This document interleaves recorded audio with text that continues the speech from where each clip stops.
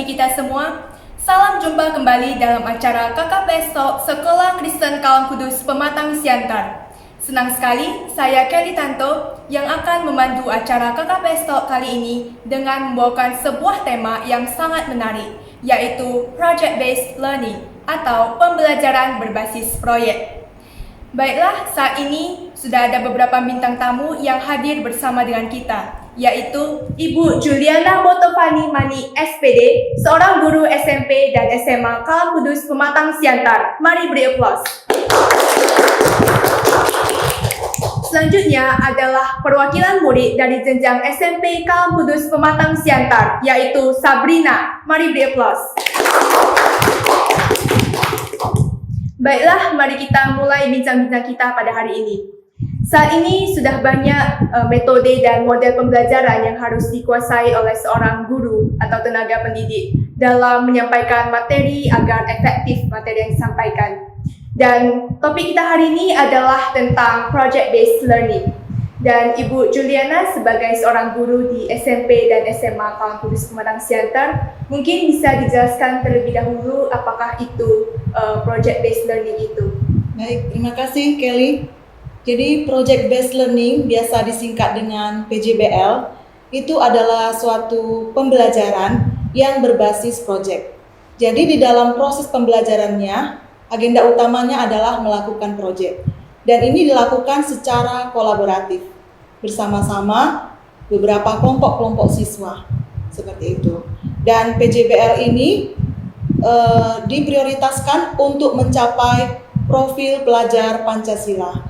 Ada 6 kompetensi profil pelajar Pancasila, yaitu yang pertama beriman dan bertakwa kepada Tuhan Yang Maha Esa, yang kedua berkebinekaan global, yang ketiga bergotong royong, keempat mandiri, kelima berpikir kritis, dan yang keenam kreatif. Inilah goal dari PJBL. Wah, berarti tadi utamanya dari PJBL itu adalah mengerjakan proyek ya Bu ya? Iya, proyek. Ya. Boleh dijelaskan kira-kira proyek itu seperti apa? Jadi proyek ini ada kriterianya ya. Proyek ini harus yang bisa dipakai oleh masyarakat secara luas.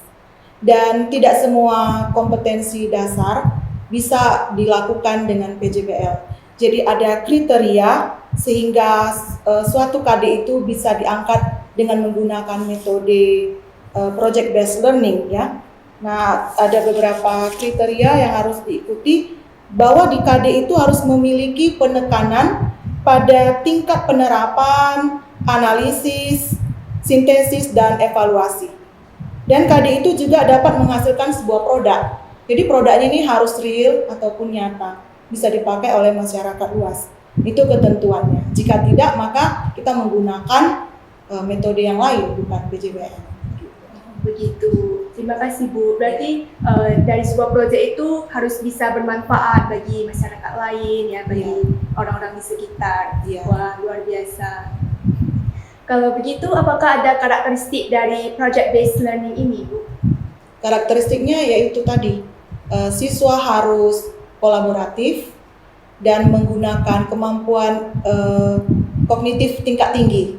Di dalamnya itu ada juga keterampilan sosial emosional, karena ini kan diskusi kelompok ya. Kita mengerjakannya secara berkelompok, harus kreatif, inovatif, dan tidak boleh tidak bisa bekerja sama dalam kelompok. Ini harus bekerja sama, itu yang paling penting. Kita mengajarkan semangat gotong royong di dalam mengerjakan proyek ini. Oh begitu. Berarti peran murid di sini sebagai pusat utamanya di mana? Ya, student center. Berarti peran seorang guru di dalam metode pembelajaran ini sebagai apa Bu? Nah, untuk peran guru sendiri, guru itu hanya sebagai fasilitator. Jadi di awal guru itu menentukan tema ataupun topik dari pembelajaran yang akan dilakukan dengan PJBL. Setelah tema diberikan, dari guru nih temanya, setelah tema diberikan, lalu dilakukan berbagai langkah-langkah PJBL, mungkin nanti akan kita kupas ya langkah-langkahnya. Lalu guru memfasilitasi, memonitoring, mendampingi, atau meluruskan jika ada kelompok yang sudah mulai melenceng, tidak sesuai dengan tujuan. Nah, fungsi guru adalah kembali meluruskan tugas-tugas kelompok ini supaya tercapai tujuan. Juga guru mengingatkan murid, waktunya tinggal beberapa hari lagi loh. Jadi murid harus di-remind oleh guru. Itulah tugas guru. Namun idenya, terus pekerjaannya, evaluasinya semuanya itu diserahkan kepada murid. Jadi di sini ada kemerdekaan belajar.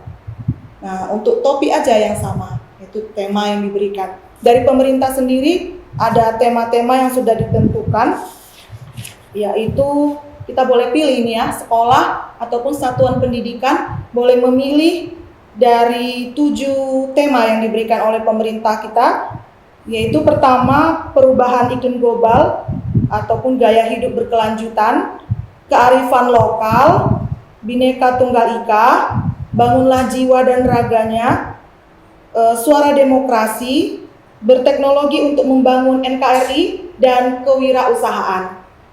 Dari 7 tema ini kita boleh ambil 2, boleh ambil 3, boleh 1, boleh gitu. Semampunya pihak satuan pendidikan untuk memilih tema proyek yang akan dilakukan. Dan untuk alokasi waktunya sendiri boleh 20% sampai 30% dari jam pembelajaran tahunan. Nah, misalnya nih untuk matematika ada 60 jam pembelajaran misalnya.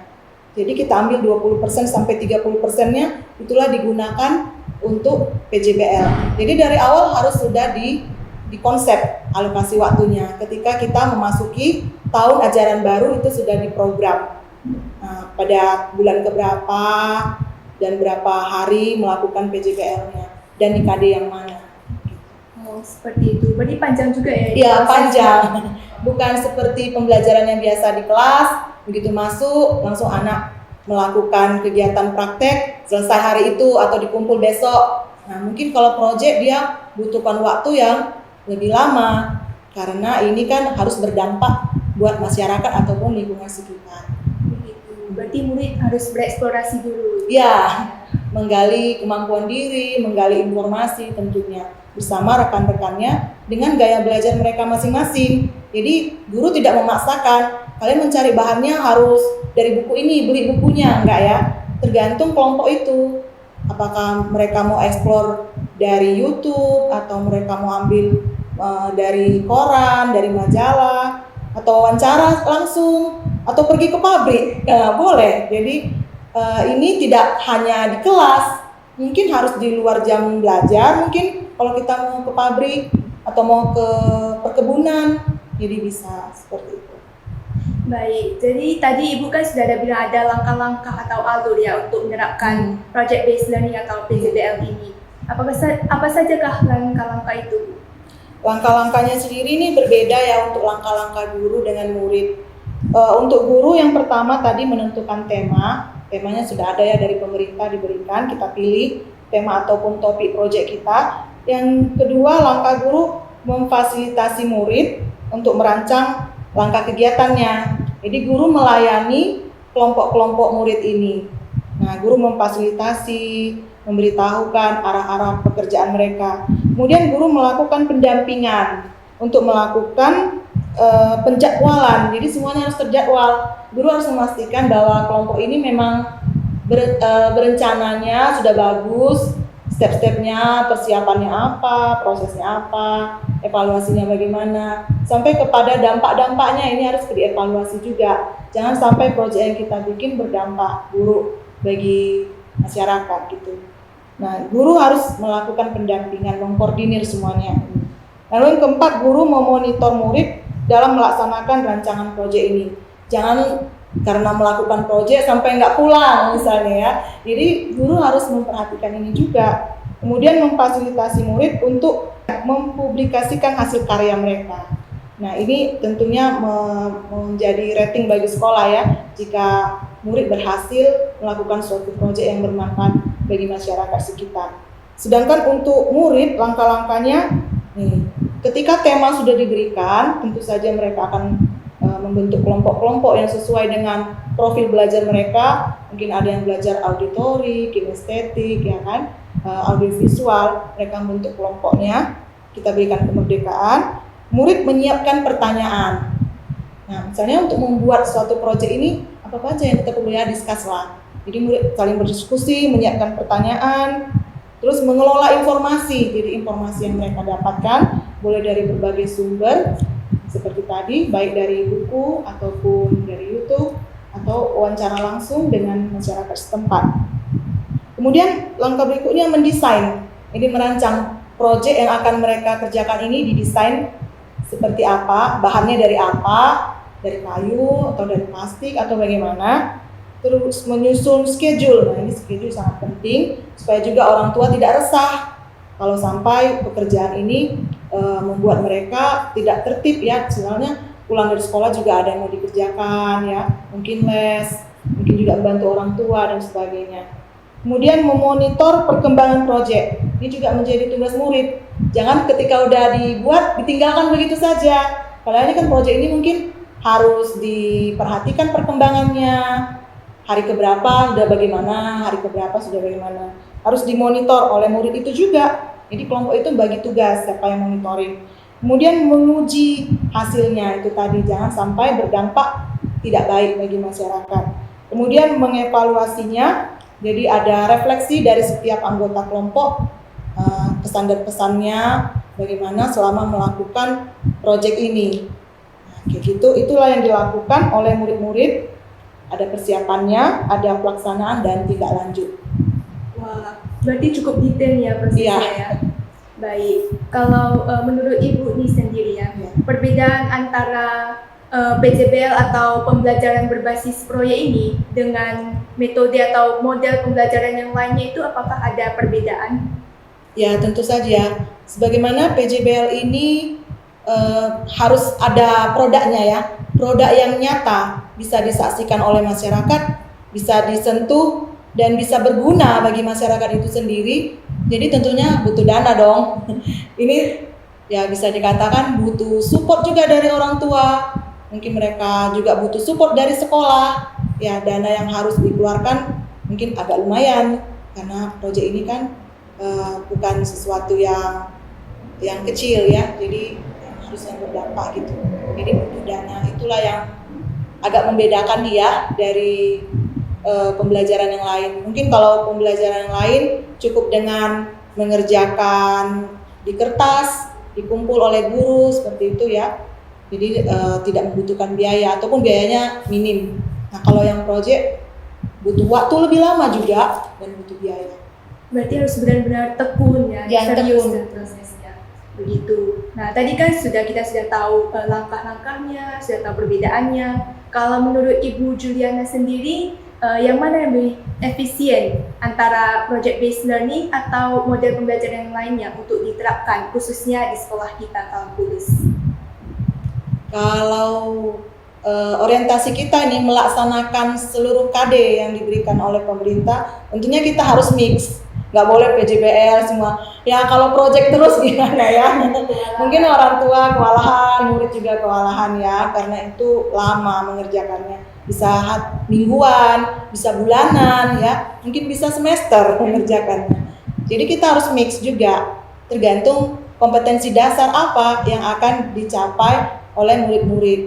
Nah, kita harus sesuaikan untuk KD yang ini menggunakan metode apa. Jadi guru itu harus rajin mengeksplor diri, harus inovatif dan harus multi talenta juga, harus bisa memvariasikan berbagai metode yang ada sesuai dengan tujuan pembelajaran. Tujuannya dulu nih, tujuannya apa, jadi KD-nya apa, dan melakukan metode apa yang tepat untuk mencapai tujuan tersebut. Gitu. Berarti sudah diterapkan juga ya di sekolah kita metode? Mungkin ya. Sebenarnya ada sebagian sudah menerapkan, tapi tidak menyadari kalau itu project based learning ya. Soalnya ini sudah diviralkan ya dari Bapak Menteri Pendidikan bahwa orientasi kita untuk tahun 2022 adalah pembelajaran yang berbasis project. Tanpa disadari mungkin guru sebagian sudah bikin, ini sudah pernah ini dibuat, tapi tidak tahu kalau itu namanya project based learning ya. Namun untuk urutan kerja PJBL itu mungkin secara terstrukturnya belum pas ya, ataupun pemilihan tema-tema proyeknya belum seperti yang dianjurkan dalam kurikulum Merdeka Belajar itu. Begitu. Kalau boleh tahu Bu, proyek apa yang sudah pernah dibuat di sekolah kita Bu? Baik, di Sekolah Kristen Kalam Kudus Pematang Siantar, untuk TK sudah melakukan proyek Marakas pembuatan alat musik, di SD 1 Gunung Meletus, di SD 2 Dena Sederhana Bangun Ruang, di SMP Buket, dan di SMA Sabun Cuci Piring Cair. Wah, luar biasa. Baiklah para pemirsa setia Kakak Pesto, selanjutnya mari kita saksikan proyek-proyek yang telah berhasil dibuat oleh murid-murid Sekolah Kristen Kalam Kudus Pematang Siantar.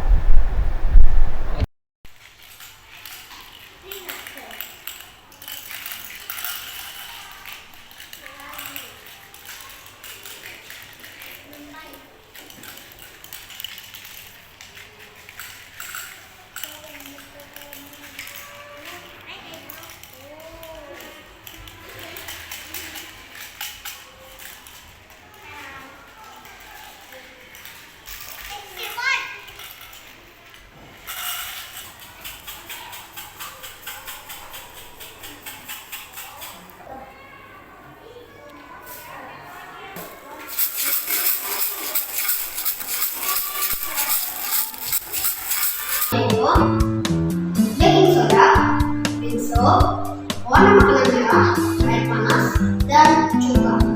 Dan alat yaitu gunting dan set. Caranya adalah pertama memasukkan terlebih dahulu soda kue.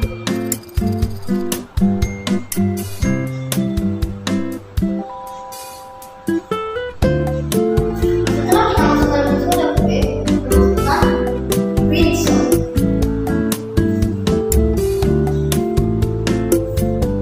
Setelah kita masukkan pinso, kita masukkan juga warna makanan merah.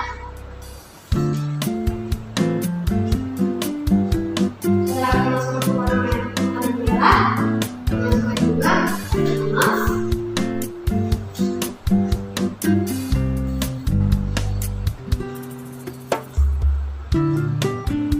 Setelah kita masukkan semua bahan-bahan tadi, kita aduk menggunakan sendok.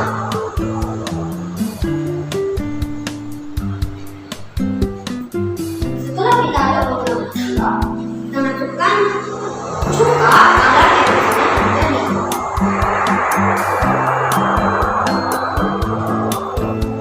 Dan, wow, ternyata erupsinya terjadi.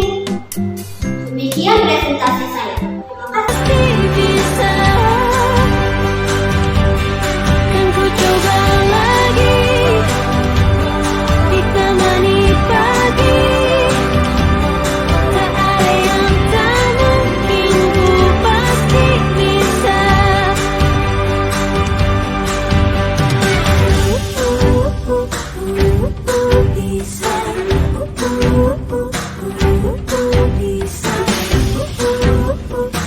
Bisa, bisa. Kan ku kejar mimpi dan ku terbang tinggi. Tak ada kata tidak, ku pasti bisa. Kan ku coba lagi ditemani pagi. Tak ada yang tak mungkin, ku pasti bisa. Tak ada yang tak mungkin, ku pasti bisa.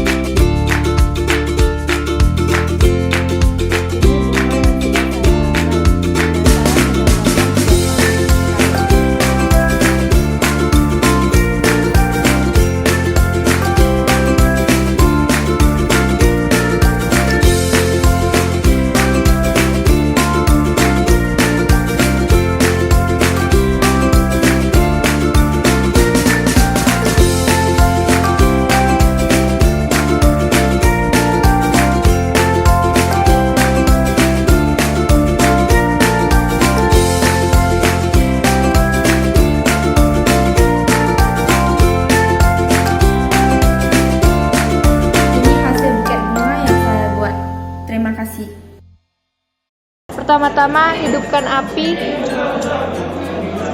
lalu didihkan 100 ml air di dalam gelas beker.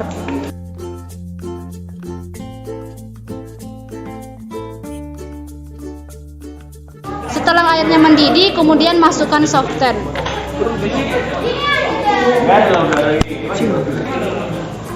Lalu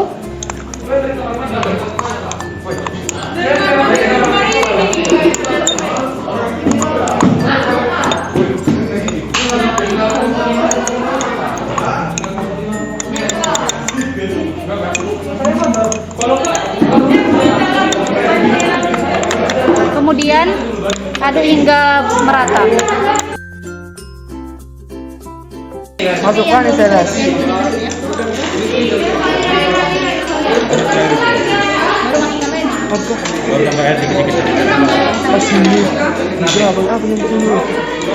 Lalu masukkan air sedikit demi sedikit. Aduk, lalu diaduk. Lalu masukkan garam.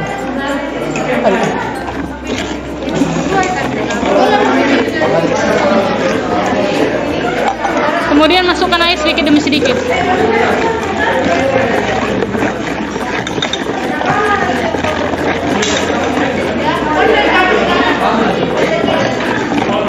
Lalu aduk sampai merata.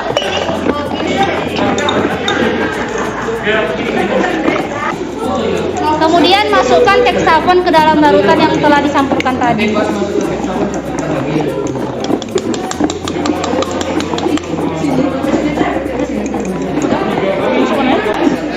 Kemudian masukkan air sedikit demi sedikit.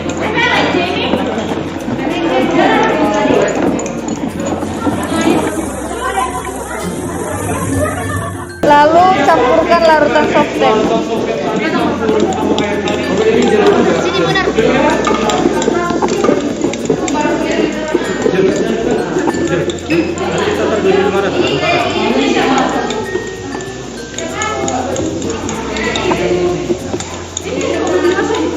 Tuangkan air sedikit demi sedikit.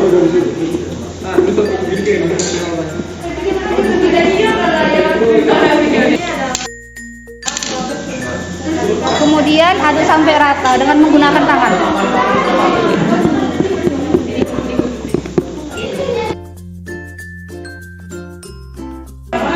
Setelah semua campurannya larut, masukkan pewarna berwarna biru sesuai dengan keinginan.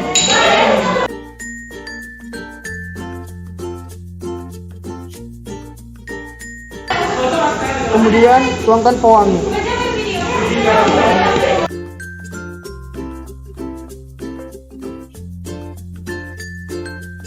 Setelah itu aduk hingga merata.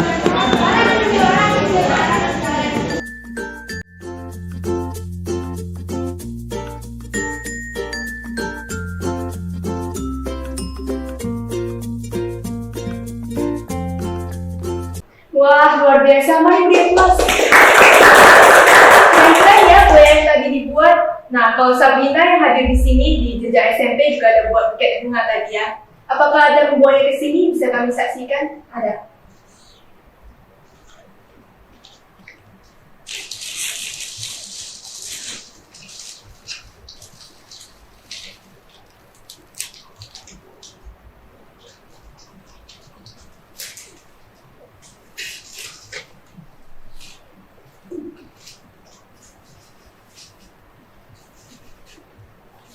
Wah, bagus banget. Coba tunjukkan ke kamera, yang angkat. Wah, keren ya. Nah, ini buket snack ya, jajan. Iya. Ada uangnya juga ya. Kira-kira berapa lama nih proses membuatnya? Kurang lebih 3 jam. 3 jam sudah jadi seperti ini ya. Luar biasa. Mungkin Sabrina bisa menjelaskan dulu proses membuatnya seperti apa. Jadi untuk bahan-bahannya itu yang pertama busa, yang kedua kertas buket, kita beberapa tangkai bunga,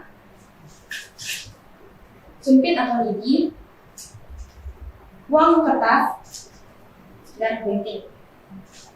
Jadi untuk pembuatannya terlebih dahulu kita siapkan dulu bahannya. Yang kedua busa ini kita bungkus pakai kertas buket. Setelah itu, uang kertas ini kita masukkan ke dalam plastik, lalu kita tempelkan ke sumpit atau lidi. Demikian juga dengan bunga dan snack makanannya juga. Setelah itu, kita bungkus pakai kertas buket. Bisa kita tambahkan beberapa hiasan kain renda dan pita. Lalu, buket pun sudah selesai. Ini busa yang sudah dibungkus. Kemudian uang kertas ini kita pasang lidi. Setelah uang dipasang ke lidi, saya merangkai ke busa.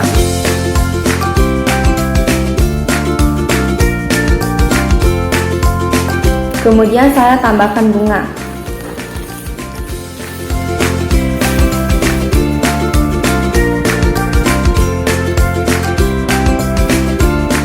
Ini bunga yang sudah saya rangkai dan saya menambahkan hiasan kain.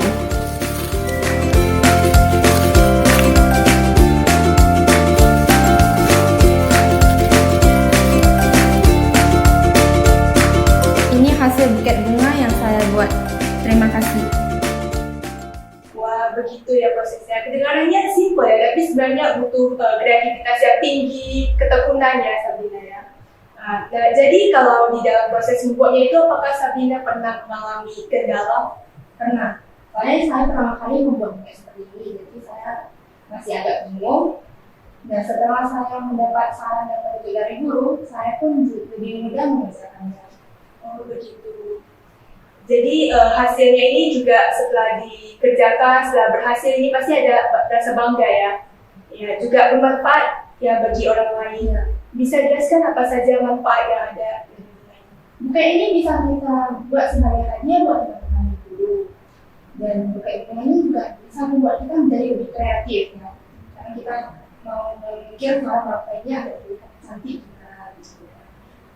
Jadi di saat kami penasaran ya, di saat guru-guru atau bapak ibu yang memberi proyek ini kepada Sabrina dan teman-teman, bagaimana cara bapak atau ibu guru tersebut menyampaikannya atau mengajak murid-murid untuk melakukan proyek tersebut? Pada mulanya tuh guru menyuruh kami untuk menyiapkan bahannya. Kemudian tuh kami diajarkan cara pembuatan buket ini. Nah, gurunya juga dengan sabar mengajari kami, sehingga kami pun lebih mengerti cara merangkainya. Begitu, berarti dipandu ya langkah pertama. Ya. Wah, bagus.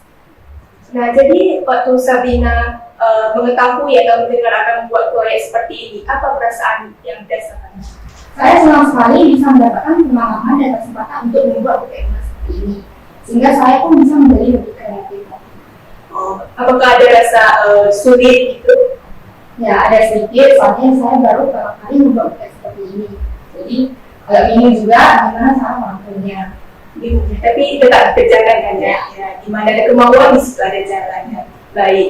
Jadi kalau dalam proses pengerjaannya ini enjoy tidak Sabrina? Enjoy banget ya. Ya.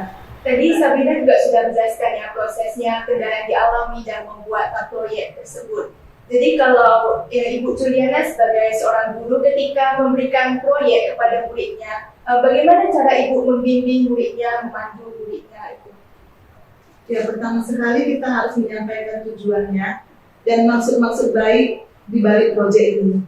Sehingga ketika ada pemaparan mengenai hal-hal yang harus dikorbankan oleh murid, baik itu pengorbanan dana, tenaga, waktu, mereka dengan sukacita mengerjakannya, tidak bersungut-sungut, ataupun dengan tetap penuh semangat, walaupun mereka tahu nanti ini bakalan sulit mengerjakannya. Jadi pertama kita kasih tahu dulu maksud baik dari proyek ini. Yang penting murid enjoy ya Bu? Ya, harus enjoy itu dulu yang harus ditanamkan ke murid-murid. Ya, tentunya ada manfaat penting. Iya. Baik, terima kasih Bu. Nah, kembali lagi nih ke Sabrina. Tadi sudah menjalankan proyek, sudah berhasil. Apakah ada pelajaran penting atau pengalaman yang sangat penting yang didapat? Ada. Pengalaman membuat buket bunga ini bisa memperluas wawasan kita dalam berkarya dan membuat kita menjadi lebih kreatif. Berarti dapat memilih sendiri juga teman-temannya ya. Nah, apakah Sabrina ada masukan untuk proyek ini atau proyek kedepannya lagi yang akan dibuat nanti? Mungkin masukan seperti saran bagaimana proyek yang akan disusun atau bagaimana penyampaian gurunya, bagaimana guru dalam membimbing muridnya dalam mengerjakan sebuah proyek. Dalam hal ini, guru membimbing murid sudah sangat-sangat membimbing step per step. Kalau murid ini ada yang tidak mengerti, dia kembali sampai muridnya mengerti. Berarti sudah bagus ya. Baik, terima kasih Sabrina. Nah, kembali ke Ibu Juliana. Saya ingin tanya lagi nih. Setelah tadi kita diskusi ya tentang project based learning atau pembelajaran berbasis proyek. Apa yang Ibu dapatkan atau apakah ada pemahaman baru tentang project based learning ini menurut Ibu sendiri? Ya, project based learning ini haruslah yang berdampak bagi masyarakat. Jadi kita harus mengerjakannya, memikirkannya secara matang, bukan sembarangan menyuruh murid untuk kerjakan proyek tertentu. Ya, tetapi kita harus melakukan perencanaan yang matang untuk ini. Karena seperti tadi sudah saya jelaskan, ini tidak boleh membawa pengaruh yang tidak baik bagi masyarakat. Tapi anak itu harus mengerti bahwa proyek yang dilakukannya itu merupakan bagian dari masyarakat dan itu berguna. Baik, begitu. Terima kasih Bu. Nah, selanjutnya apakah Ibu ada yang mau disampaikan kepada para pemirsa kita, baik itu siswa, guru maupun orang tua? Pesan saya bagi para murid Sekolah Kristen Kalam Kudus Pematang Siantar, tetaplah kalian berkarya, jadilah dirimu sendiri, tetaplah lakukan yang terbaik. Setiap proyek yang diberikan oleh Bapak Ibu Guru, kerjakanlah itu dengan penuh semangat. Percayalah apapun yang kamu lakukan, jika kamu mengerjakannya dengan tulus, dengan ikhlas, pasti bermanfaat bagi dirimu sendiri, bahkan bagi orang lain. Terkhusus bagi orang tua, siswa kami, biarlah kiranya Bapak Ibu sekalian tetap memberikan support, memberikan semangat kepada putra-putri sekalian.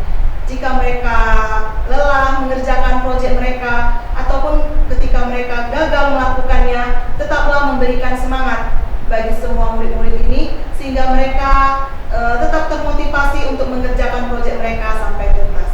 Bagi para guru Sekolah Kristen Kalam Kudus Pematang Siantar, marilah kita tetap melakukan pelayanan, memberikan yang terbaik dari kinerja kita kepada semua murid-murid kita. Layanilah semua murid kita dengan tanpa memandang bulu, tetap kita mengerjakan pelayanan yang terbaik bagi Tuhan. Itulah yang menjadi tekad kita melayani dengan penuh sukacita. Baik, give applause. Terima kasih Ibu Juliana. Terima kasih Sabrina. Ya, kami mengucapkan terima kasih ya kepada teman-teman yang sudah bersedia hadir dan berdiskusi bersama kami. Baik, para pemirsa setia Kakak Pesto Sekolah Kristen Kalam Kudus Pematang Siantar, demikian acara Kakak Pesto episode ke-13 berakhir sudah. Sampai jumpa kembali di episode selanjutnya.